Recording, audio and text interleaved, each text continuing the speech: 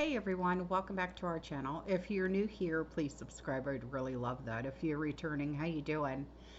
Um, I hope your Thanksgiving was wonderful and joyous and you were surrounded by your loved ones, your friends and your family. We had a wonderful, wonderful time. We had about 15 people here, yeah. And I wasn't the only one that cooked, thank the Lord, because my days of cooking for crowds are over. They really are. Um, I cooked, my daughter cooked, uh, and well, my daughter-in-law, I'll say that, and her mom cooked, and uh, and also her my daughter-in-law's brother cooked. He's a chef, so he cooked, and wow, we had two turkeys, two hams, and every fixin' you could possibly imagine, along with two charcuterie, whatever the hell those boards are, charcuterie boards. We had about six pies, plus I made what do you call it? Bread pudding. Um, yeah, it was just crazy amazing. I still, everyone just left about 9 o'clock because the baby, Evie, she was getting restless because it was nights for her, you know. So I still have, I don't know if you could see it or not, um, with my chair in the way. Hang on, let me try and move. I still have her crib and the walker and everything up because, it was just, it was crazy for her, and she was running around in her walker and because she's almost 6 months old now, so yeah. And it was a great, wonderful time. And my other two grandchildren were here, Mia and Giovanni. And I also had just every family member you could possibly imagine was here. And it was the most joyous, amazing day. We did nothing but laugh. And we laughed so hard, some of us were crying. That's how hard we were laughing. Yeah. And, but we all ate until we could not eat anymore. And I actually have fat pants on right now. Ladies, don't lie. You know you have fat pants. So, but yeah, it was awesome sauce. And, we have so much leftovers. It's just, you know, I said, take it with you, please. But we stuffed what we could stuff in my fridge and they took the rest home. Yeah. Um, so, but everybody will be over for lunch tomorrow because the grandkids will be here anyway. So, anyway, now on to the video. Okay, I have today's videos are going to be jam-packed full of information. Okay, so I hope you are ready. Okay, you are going to need coffee, like by the pot. Okay, not just by the K-cup, by the pot. All right, so get your pots going. Get your lots of cream and sugar, light and sweet, how you like it. And if you got any snacks, all right. So preferably some biscotti. You got some biscotti for the dippins, okay? So this first video that we're going to watch, I keep the people of North Carolina in my thoughts and my prayers all the time. And I think that they are being done dirty. I really do. Um, and they're still getting hit with, well, they've got a 47 sign in their yard, so, and that's without a word of a lie. Yeah. These officials, however you want to run that, political officials, FEMA, whatever the case may be, they just need to get over it. He won fair and square, okay? Put on your big girl panties and you deal with it, because I'm tired of hearing it, okay? He won.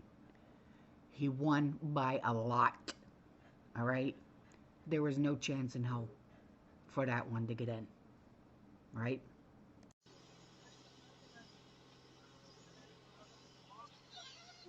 I'm sorry.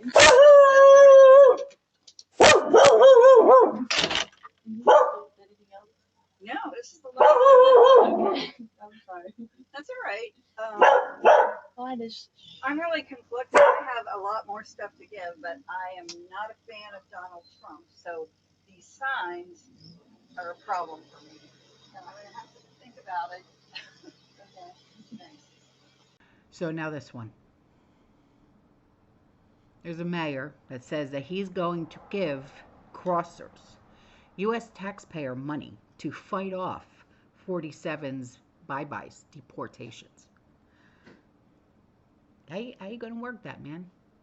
You going to give them money so they can hide? You know how easy it is to find them? They've been living the lap of luxury in five-star hotels, eating, gourmet meals. You think they're going to pass that up and go into hiding? Into what, some tunnel?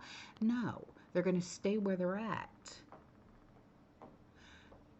Use your brain, okay? They're spoiled now. This administration has spoiled them.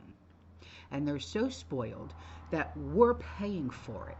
We can barely afford to provide for ourselves, but yet our tax money, okay, the money that we bust our balls for, okay, our peanuts that we work so hard for, and then you tax the shit out of us, and now it's going to them, okay?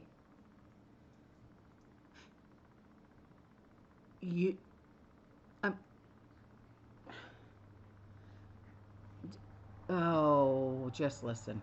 In many regards, this election cycle did not go as I had hoped. In response to Trump's national immigration policies, Frederick Mayor Michael O'Connor pledging to carve out space in his local budget for a legal advocacy fund, which would use tax dollars to pay undocumented immigrants attorneys' fees as they fight deportation. Ensuring they have the legal support they need to stand strong and remain in this community they have chosen to call home. O'Connor explaining his intention is to allocate the money to organizations already providing similar legal services, helping them expand the number of people they're able to support, although he's still determining the exact dollar amount to set aside. Some residents we spoke with supportive of the end goal. I believe a lot of non-immigrant people also contribute to the country as well. But all of them against their tax dollars footing the bill. I'm torn. I don't like the idea. I'd rather our taxpayer money go towards American citizens. You know, you break the law, it's just what happens. Nobody helped me pay for my attorney fees when I break the law. So why should we be paying for theirs out of taxpayer money? But this comes at a cost. And this could be a very large cost for Frederick. And quite frankly, Frederick can't afford it. So, for decades, probably longer, okay, the rulers have been manipulating the world with false prognoses. Every prognosis leads to fear. And that's what sucks, because people literally, they act on fear. What do we got to do now? What do I got to buy now? What do I got to do now? Okay? And every fear leads to what? New taxes. And the prognosis never materializes. But the taxes remain. Did you ever wonder about the environmental predictions that never came true? It's quite a fascinating journey when we look back and see what we believed would be the end of our world. Turn the clock back to the 1960s. The prediction of the day was that we would run out of oil in 10 years, a fear that sent ripples throughout the world, leading governments to impose new taxes, supposedly to fund alternatives and save the remaining oil. Fast forward to the present, and it's clear that this prediction, while alarming, never came to pass. Next stop, the 1970s. The threat this time? An impending ice age expected to arrive in 10 years. Again, the panic button was hit and taxes were raised to supposedly fund research and solutions to this chilling prediction. Yet, the feared ice age never came, and those taxes? Well, they never left. Moving on to the 1980s, the buzzword was acid rain. The narrative was that acid rain was going to destroy all our crops in 10 years. The solution? More taxes, of course, this time to combat this new environmental threat. However, a decade later, our crops were still standing and the acid rain prediction was a distant memory. Next, we hit the 1990s. The ozone layer was the topic on everyone's lips, with claims it would be destroyed in 10 years. Cue the introduction of more taxes to fight this new menace. Yet here we are decades later. And while the ozone layer has had its issues, it's far from destroyed. In the 2000s, the prediction was that the ice cap was going to melt in 10 years. The solution? Yes, you've guessed it, more taxes. Fast forward to today, and while the ice caps are indeed melting, it's at a significantly slower rate than the 10-year deadline that had been predicted. And now, as we stand in 2023, we're told to reduce CO2. The taxes are already here, implemented swiftly as we brace ourselves for another environmental prediction. So what's the common thread here? Every decade an environmental prediction is made, often sparking fear and concern worldwide. Yet each one seems to miss its mark. What doesn't miss, however, are the taxes that follow each prediction. They come, they rise, and they stay. In summary, environmental predictions have been a part of our history for over half a century. Each decade brings a new prediction, a new fear. But as we've seen, these predictions often don't materialize as expected. Yet, the taxes that accompany them are very real, and they have a lasting impact. It's crucial to be aware, to question, and to understand the realities behind these predictions and their subsequent taxes. After all, history, as they say, often repeats itself. Now listen to this bullshit. FEMA says that the reason that they're not helping hurricane victims in western North Carolina is because they're not wanting to come out of their tents. I'm sorry. What? Yeah, you heard that correctly. They don't want to come out of their tents. Oh no, they like to freeze in tents now. So that's what you're saying? They're comfortable living in tents now? Give me a freaking break. You're lying. Once again, FEMA, you're lying. Okay? Do I have to prove that you're lying? Because I will. This is such bullshit. It's literally snowing in North Carolina, western North Carolina, and you're refusing to provide temporary housing for them because of permits on the tiny homes that were built for them by the Amish, who, by the way, are master carpenters. This is what was done to the people of Maui, if you remember, because let's never ever forget that. They're intentionally demoralizing people until they give up. So my advice to the people of western North Carolina, never, ever, ever give up. This is how FEMA operates. They're the government. They don't give a shit because it's not affecting them. It's not affecting their pockets. They're not the ones that are living in tents. You are. So they don't care. If it's not affecting them personally, it does not matter to them. It's despicable. An HHS whistleblower exposes how crosser little ones are given away even when they know fake IDs, addresses are fake, names are fake, documents are fake.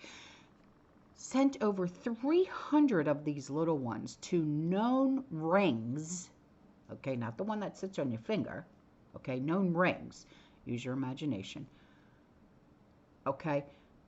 they're giving fake documents that they know are fake. They verified the IDs to give chicken away by going on Google and seeing if that's what the ID is supposed to look like. Yes, chicken, the one that you eat. The only verification that is being done is by looking on Google to see if the ID looks like the state ID in which they are going to. So say it's Tennessee, say it's New York, say it's Florida, say it's Texas, say it's this one, say it's that one. Okay, right? So go on Google, say, all right, this is what the photocopy is supposed to look like. It looks right. It looks right. Hold that up. Does it look right? Does it look the same? Do you see any discrepancies? No. Okay, good. That's the extent of the background check that's being done. Don't believe me? Watch. HHS employees, under the guise of child welfare, engage in what essentially amounts to vetting buyers for human commodities. We never saw sponsors face to face, and fake documents were rampant. When we questioned documents, HHS ORR leadership said, "You're not a fake ID expert, and your job is not to investigate the sponsor. Your job is to reunify the child with the sponsor." This isn't about mismanagement or oversight failures. It's about deliberate, government-sanctioned mechanisms that use the guise of child protection to facilitate trafficking on a scale previously unimaginable. We were Googling IDs from Texas, IDs from Minnesota, IDs from Tennessee, and we would have to figure out if that in fact matched that ID that they were turning in. That is how crazy it was. There was no training at all. There was no system that would, and I'm sure there is, because if we all have an ID number and they scan your ID anywhere you go or they input your information, I'm sure 100%. It tells them that they're where we live or whatnot. We didn't have anything like that. We were getting copies of a copy of an ID. That was us doing fingerprints and background. My name is Mayra Moreno, and I am not representing anybody. I'm not representing the government or the company. I am only talking about what I witnessed and my personal experience. So you've received no training. You're then verifying documents that these sponsors legal documents. Legal documents.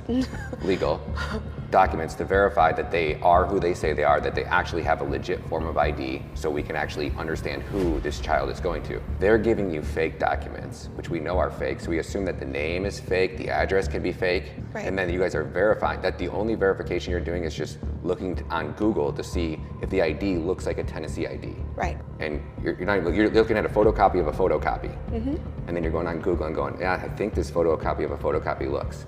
That's the extent of the background check that is done. Right. What and about then when you're doing, when you're verifying their home, that's what I was gonna ask. Everything was through Google Maps, Google Earth, and MapQuest. And so you would input the address, and then you would see a house. Sometimes you would see a building. Sometimes you would see a hotel. That was us verifying that in fact they did live there. Not until Deborah was the first person there that found child trafficking. Deborah, or Debbie, informs Tara and another federal employee who go to the microphone where we're working at, and they make an announcement. And they said, everybody, go to your computer, open MapQuest or Google Earth or whatnot, punch in this address. And everybody's punching the address. And they said, okay, now click, and everybody did. And then you just hear people gasping because it was a strip club. That the address, we were sending people to a motorhome complex, and then right next to it, it was a strip club. And they had already sent multiple children to that address. These are apartment buildings that are right by Andy's Golden Salon. And what we've heard is Andy's Golden Salon is actually like a sex ring. By the time I had left, 329 children and counting were being sent. 319 children. Why wouldn't it stop though? Why would you not? So, I have to say it.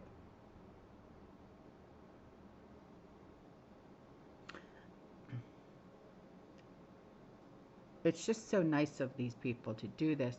You know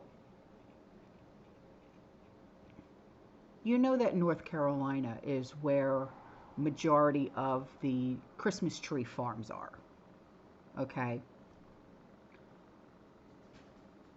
taking one of the last trees that's still standing in western North Carolina. I guess that's what's supposed to be some kind of a positive thing, but I can't see that in my eye. What about the people?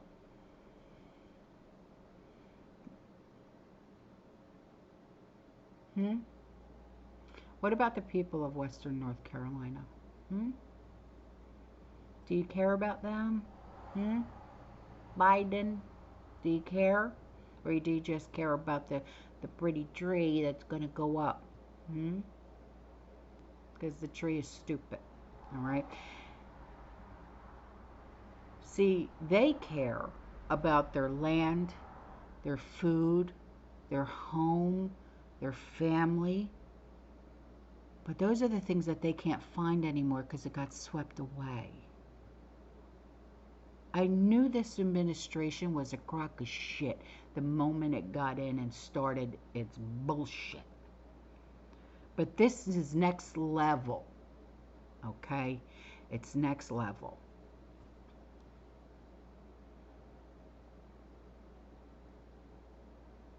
And I don't care who comes at me. Oh, this one is a part of that. This one's a part of that. Trump is a part of this. Trump is a part of that. He's a part of the Bilderberg. He comes from a family of immigrants. He wasn't born into the Bilderbergs. Now we need something to lighten the mood. Yep. Something to be grateful for. Something that says there is still humanity left in the world. 80,000 believers were in a stadium.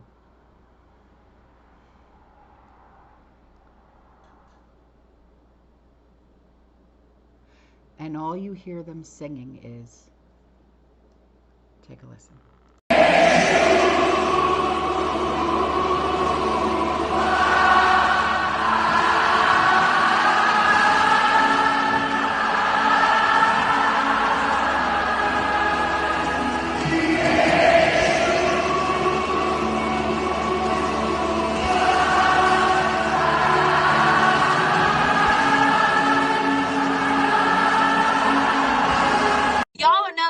Of holy rollers with some devil's tails, let me tell you. So y'all want to sit out here and keep screaming and calling us bigots because we don't want to allow men into women's restrooms? Let me remind you of something. It's been centuries that you guys have been doing nothing but trying to suppress us Christians on our beliefs. Who's the bigot? Well, I hate to break it to you, but like y'all want to keep just running that mouth, and y'all want to keep pushing your agenda, we Christians are going to keep doing the same. We ain't going to stop. We are not going to stop until we have God firmly planted back into our nation and back into our schools.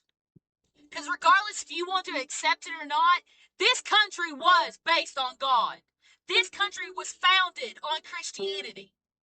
Because our God is the one true king, and he's the only one that can save this nation in this world. Regardless of what you have to say. To his name be the glory, and remember that. Now before I go, meet this woman. Her name is Marvina Twigg.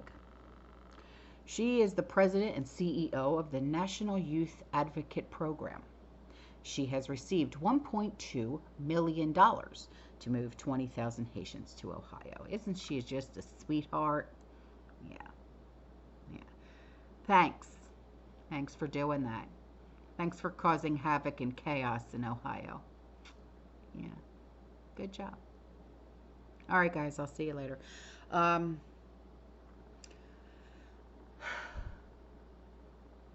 will see you guys in the next one, okay? You stay safe, you stay positive, you keep prepping, and as always, fearless. All right? Ciao.